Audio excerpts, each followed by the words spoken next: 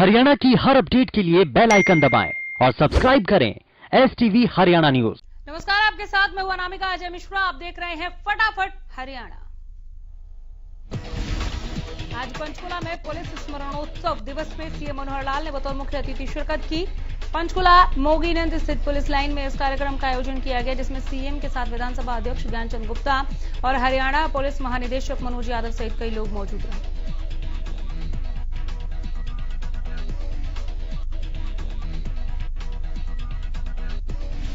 Police स्मृति दिवस के मौके पर यमुनानगर में एसपी कमलदीप गोयल ने देश के लिए शहादत देने वाले सभी पुलिसकर्मियों को याद कर उन्हें श्रद्धांजलि अर्पित की। इस दौरान एसपी कमलदीप गोयल ने बताया कि अगले 10 दिन तक शहीद पुलिसकर्मियों की याद में कार्यक्रम किए जाएंगे। उन्होंने बताया कि यमुनानगर से 7 पुलिसकर्मी जो अलग अलग जगह बुरे शक्तियों से लोहा लेते हुए शहीद हुए, उन सभी के घरों में भी हम जाएंगे और शहीद पुलिसकर्मियों के परिवार को सम्मानित करेंगे। उन्होंने बताया कि आज इस मौके पर फ्लैग डे मनाया गया। कैथल पुलिस की ओर से शहीदी दिवस के मौके पर शहीद जवानों को श्रद्धांजलि अर्पित की गई। इस दौरान शहीदों के परिवार को भी आमंत्रित किया गया और उन्हें पुलिस प्रशासन की ओर से सम्मानित किया गया। पुलिस अधिकारियों के द्वारा शहीद स्मारक पर जाकर पहले शहीदों को पुष्प अर्पित किए गए, उसके बाद शहीदों को श्रद्धांजलि अर्पित की गई। पुलिस अधीक्षक ने कहा कि हमारे जवान हमारे देश का गौरव होते हैं। वहीं शहीद पुलिसकर्मियों के परिवार वालों ने कहा कि हमें बहुत अच्छा लगा कि हमें इस मौके पर बुलाया गया। पुलिस शहीदी दिवस की 61वीं वर्षगांठ के मौके पर गुरुग्राम के पुलिस लाइन स्थित शहीदी स्मारक पर गुरुग्राम पुलिस ने श्रद्धांजलि अर्पित की। गुरुग्राम पुलिस कमिश्नर के राव की अगुवाई में जिले के एसीपी, डीसीपी और एसएचओ ने देश की रक्षा करते हुए अपने प्राणों की आहुति देने वाले सभी शहीदों को पुलिस शहीदी दिवस पर याद किया। इस अवसर पर शहीद हुए पुलिस अधिकारियों और कर्मचारियों के परिजनों को सम्मानित भी किया गया। बता दें कि साल 1959 में चीन से सटी भारतीय सीमा की रक्षा में बलिदान देने वाले 10 पुलिसकर्मियों की याद में हर साल पुलिस स्मृति दिवस मनाया जाता है। पुलिस स्मृति दिवस के मौके पर करनाल के पुलिस लाइन में स्थित शहीदी स्मारक में शहीद पुलिसकर्मियों को श्रद्धांजलि दी गई। इस दौरान करनाल रेंज के आईजी भारती अरोड़ा, पुलिस अधीक्षक समेत कई पुलिस अधिकारियों और कर्मचारियों ने शहीदों को सैल्यूट किया, श्रद्धांजलि दी। इस मौके पर आईजी भारती अरोड़ा ने कहा कि आतंकवाद के दौरान भी पुलिसकर्मियों ने अपनी जान की बाजी लगाकर समाज में शांति सौहार्द का वातावरण कायम करने में महत्वपूर्ण भूमिका निभाई है। आगे भी पुलिस बल का आतंकवादियों और देश विरोधी शक्तियों के खिलाफ अभियान जारी रहेगा। प्रदेश के 7 जिलों के रेड क्रॉस सचिव बदले गए। राज्यपाल ने आदेश जारी किए। गुरुग्राम, कैथल, दादरी, नूंह और पलवल के सचिव बदले गए। भिवानी और रेवाड़ी में असिस्टेंट सेक्रेटरी को कार्यभार मिला।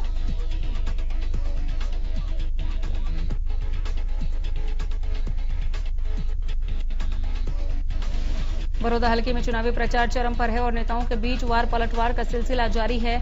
पूर्व सीएम भूपेंद्र हुड्डा ने अभय चौटाला के बड़ौदा उपचुनाव में कांग्रेस उम्मीदवार पर दिए गए बयान पर पलटवार किया है।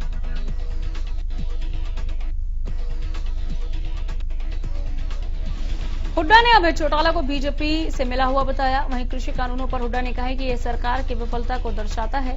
आज किसान बर्बादी की कगार पर है और सभी वर्ग सरकार से नाराज हैं।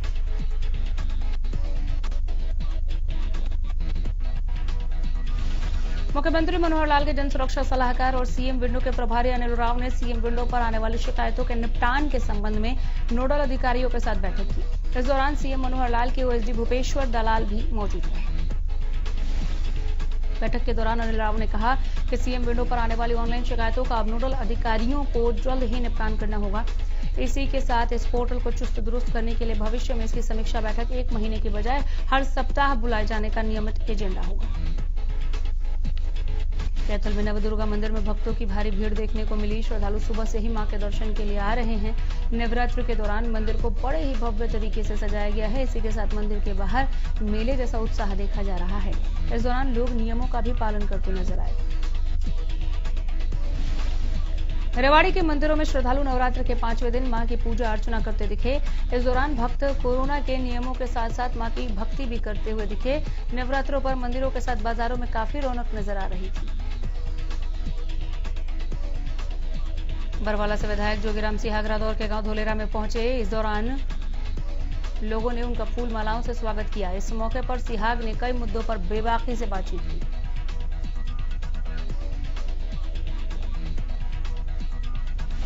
कृषि संबंधी कानूनों पर बातचीत करते हुए उन्होंने कहा कि पास किए गए कानून किसान विरोधी हैं। प्रदेश में सबसे पहले विधायक के तौर पर उन्होंने सरकार द्वारा पारित किए गए अध्यादेशों का जोरदार विरोध किया था। उन्होंने कहा कि जब तक इन अध्यादेशों में सरकार परिवर्तन नहीं करती है तब तक उनका सरकार की इस नीति का विरोध जारी रहेगा।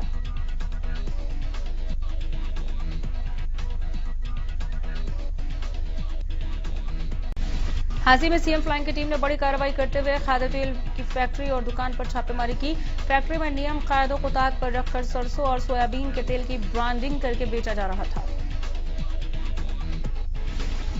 खाद्य सुरक्षा विभाग की टीम के साथ संयुक्त कार्रवाई करते हुए सीएम फ्लाइंग की टीम ने हिसार चुंगी के पास स्थित मुक्ति फूड्स पर कार्रवाई की। टीम ने दुकान से तेल के सैंपल लिए और कई ब्रांड से जुड़ी सामग्री को अपने कस्टडी में लेते हुए फैक्ट्री मालिक जोनी के खिलाफ मामला दर्ज कर लिया।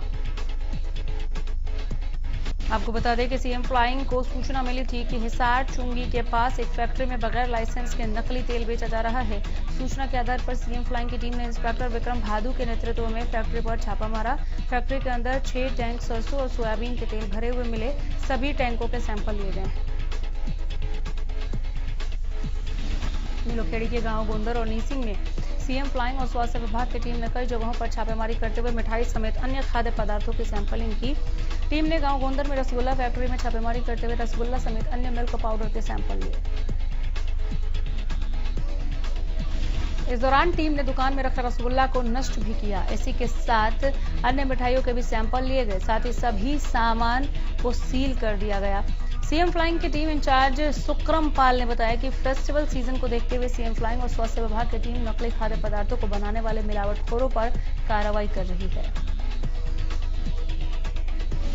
चरखीदादरी के मोरवाला गांव में मिठाई की दुकान में सीएम फ्लाइंग की टीम ने छापा मार मिठाई के सैंपल लिए। फिलहाल सैंपलों को जांच के लिए भेजा गया है। आपको बताएं कि इन दिनों त्योहारी सीजन में लगातार नकली मिठाई बनाने की खबरें आ रही हैं, जिसे लेकर सीएम फ्लाइंग लगातार कार्यरत है। भिवानी में सीएम फ्लाइंग की टीम ने टैक्स न चुकाने वाले वाहनों पर कार्रवाई की। सीएम फ्लाइंग टीम ने सीआईडी के साथ मिलकर ऐसे ट्रकों को रोका जो बिना टैक्स दिए सामान को लाना ले जाना कर रहे थे। टीम ने ऐसे 4 ट्रकों को पकड़ा। टीम का मानना है कि दिवाली पर मिलावटी सामान भी कुछ लोग एक जगह से दूसरी जगह ले जा रहे हैं। इनकी चेकिंग भी हो रही है। कलायत में गेहूं घोटाले पर पुलिस ने बड़ी कार्रवाई करते हुए सरकारी अधिकारी समेत 6 लोगों को गिरफ्तार किया। पुलिस सब इंस्पेक्टर सतपाल ने जानकारी देते हुए बताया कि फूड सप्लाई के 2 इंस्पेक्टर, 1 चौकीदार, 1 फ्लोर मिल कर्मी समेत 6 लोगों को गेहूं घोटाले में पुलिस ने गिरफ्तार किया। बता दें कि फूड सप्लाई विभाग भंडारण से जुड़े इस मामले में एसडीएम डॉक्टर संजय कुमार की शिकायत पर गहनता से पड़ताल की जा रही है। करनाल में हथियार के बल पर ट्रक चालकों से लूटपाट कर हत्या करने के मामले में पुलिस ने 3 आरोपियों को गिरफ्तार किया है। पूछताछ के दौरान आरोपियों ने अपने एक अन्य साथी के साथ मिलकर वारदात को अंजाम देने की बात कबूल की। इसके साथ पुलिस का कहना है कि जल्द चौथे आरोपी को भी गिरफ्तार किया जाएगा। हांसी में जर्जर हो चुकी बिल्डिंग लोगों के लिए जान का खतरा बनती जा रही है। दिल्ली गेट के पास मौजूद एक जर्जर बिल्डिंग का छज्जा अचानक धराशायी हो गया। हादसे में एक दुकानदार घायल हो गया और नीचे मौजूद कई वाहन क्षतिग्रस्त हो गए। घायल दुकानदार को अस्पताल में भर्ती करवाया गया है, जहां उसकी हालत गंभीर बनी हुई है। बता दें कि दिल्ली गेट पर सालों पुरानी 2 मंजिला इमारत है। इस इमारत में कई दुकानें खुली हुई हैं। जर्जर हो चुकी बिल्डिंग की दूसरी मंजिल का छज्जा अचानक गिर गया। छज्जा गिरने की तेज आवाज सुनते ही मार्केट के दुकानदार सहम गए। हादसे के काफी देर बाद तक नगर परिषद की तरफ से कोई अधिकारी स्थिति का जायजा लेने नहीं पहुंचा।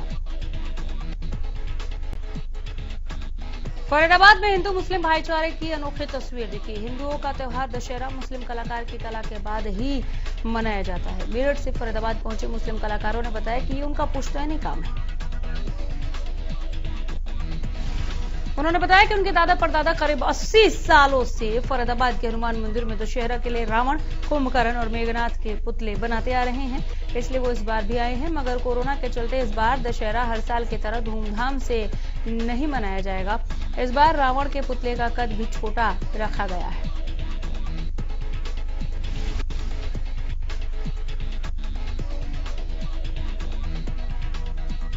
नवरात्र और आर्थिक मंदी की हालत में सब्जियां लोगों की पहुंच से दूर होती जा रही है। सब्जियों के आसमान छूते दामों ने लोगों को बेहद परेशान करना शुरू कर दिया। वहीं अब प्याज के दामों में भी बढ़ोतरी दिख रही है। प्याज एक बार फिर 60 रुपए प्रति किलो तक पहुंच गई है।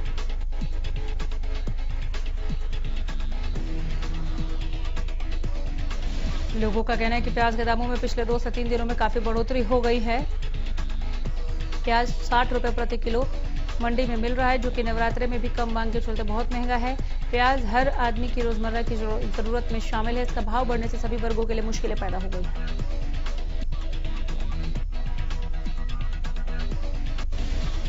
दुकानदारों का कहना है कि अब तो हमें प्याज के रेट ग्राहक को बताने में डर लगता है। जो लोग पहले 5 किलो प्याज खरीदते थे, अब आधा किलो या 1 किलो प्याज लेकर ही गुजारा कर रहे हैं। उकलाना के गांव दौलतपुर में पास छात्रों को फेल करने के मामले में ग्रामीण लगातार स्कूल के बाहर नारेबाजी कर रहे हैं। मामले को बढ़ता देख गांव के सरपंच ने हरियाणा शिक्षा बोर्ड भिवानी के चेयरमैन जगबीर सिंह से फोन पर बात की। इस दौरान जब उन्होंने भिवानी बोर्ड के चेयरमैन ने कहा कि बच्चे फेल हो गए हैं तो हो गए, अब इसका इलाज क्या है। इसके बाद सरपंच ने कहा कि जब आप पहले पास की डीएमसी भेज चुके हैं तो फिर बच्चों को दोबारा फेल कैसे किया। दोनों के बीच तू-तू मैं भी हुई। चेयरमैन जगबीर ने बात करने से मना कर दिया, जिसके बाद गांव के सरपंच रंधावा ने कहा कि अगर वो उनसे मिलना नहीं चाहते तो फिर वो कोर्ट का दरवाजा खटखटाएंगे और कोर्ट के माध्यम से मुलाकात करेंगे। पुराना और पिंगवा अनाज मंडी में बाजरा के अलावा कोई भी फसल सरकारी दामों पर नहीं खरीदी जा रही, जिससे किसानों को अपनी फसल सस्ते दामों में बेचनी पड़ रही है। इतना ही नहीं, अगर किसी किसान ने अपना बाजरा पोर्टल पर रजिस्टर्ड नहीं कराया तो उसको भी आड़ती सस्ते दामों पर खरीद रहे हैं। किसान कह रहे हैं कि सरकारी रेट 2150 है, लेकिन पोर्टल में रजिस्टर्ड नहीं कराने पर पुराना अनाज मंडी में उसकी फसल 1250 में खरीदी गई। किसानों का कहना है कि जिस किसान ने अपना पोर्टल पर रजिस्टर्ड नहीं कराया उसका भी बाजरा 2150 रुपए प्रति क्विंटल खरीदा जाना चाहिए। किसानों का कहना है कि पुराना अनाज मंडी में कपास की कोई खरीद नहीं हो रही, इस वजह से आड़ती मनमर्जी से अनुपानी दामों पर खरीद रहे हैं। उन्होंने कहा कि कपास का रेट बाजार में 6000 रुपए प्रति क्विंटल से अधिक है, लेकिन आड़ती 4500 से 4800 रुपए प्रति क्विंटल खरीद रहे हैं। पुराना अनाज मंडी के प्रधान मंगत राम का कहना है कि पुराना अनाज मंडी में कपास धान की सरकारी खरीद नहीं होती है। सभी आड़ती बोली लगाकर उच्च दरों पर किसानों की फसल को खरीदते हैं। उन्होंने बताया कि 1509 नंबर धान का रेट 1900 रुपए प्रति क्विंटल है, जो कि 1700 रुपए में बिक रहा है। उन्होंने बताया कि कपास 4700 से 5300 रुपए प्रति क्विंटल आड़ती बोली पर खरीदते हैं। फरीदाबाद के सेक्टर 58 राजीव कॉलोनी में एक पुलिसकर्मी के साथ मारपीट हुई। बता दें कि पुलिसकर्मी गश्त के दौरान राजीव कॉलोनी पहुंचे थे, जिसके बाद उसके साथ मारपीट हुई। दरअसल सेक्टर 58 राजीव कॉलोनी में एक दुकान में अवैध रूप से गैस भरी जा रही थी, रसोई गैस भरी जा रही थी, जिसका अब जैसे ही पुलिस ने विरोध करने की कोशिश की और विरोध किया तो महिला दुकानदार और बाकी लोगों ने पुलिसकर्मी के साथ मारपीट की। इस दौरान महिला दुकानदार ने पुलिस पर शराब पीकर बदतमीजी करने का आरोप लगाया। मामले में पुलिस ने अपना मेडिकल कराया। इस बीच डॉक्टर ने यह साफ कर दिया कि पुलिसकर्मी ने शराब नहीं पी थी। फिलहाल मामले में आगे की कार्रवाई की जा रही है। फरीदाबाद नगर निगम की लापरवाही का एक वीडियो वायरल हो रही है। इस वीडियो में कूड़े के डंपर से पूरे शहर को रोड पर कूड़ा फैलता दिख रहा है। जब बात की गई चालक से तो ना तो हमारे पास कोई हेल्पर है, ना हमारे पास कोई और मदद करने वाला, तो ये होगा ही, ये जवाब मिला।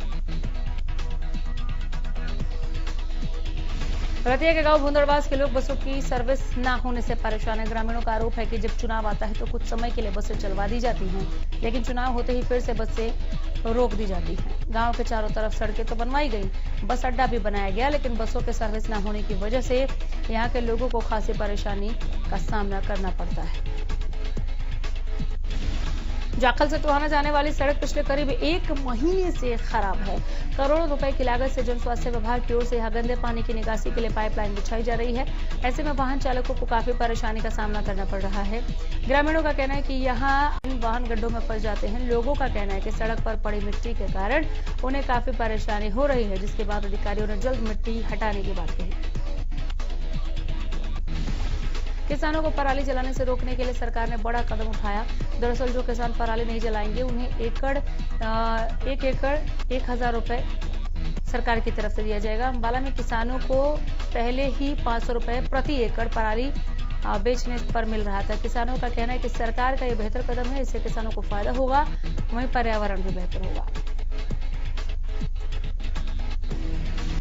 फिलहाल यहीं रुकेंगे, देखते रहिए हरियाणा न्यूज। नमस्कार।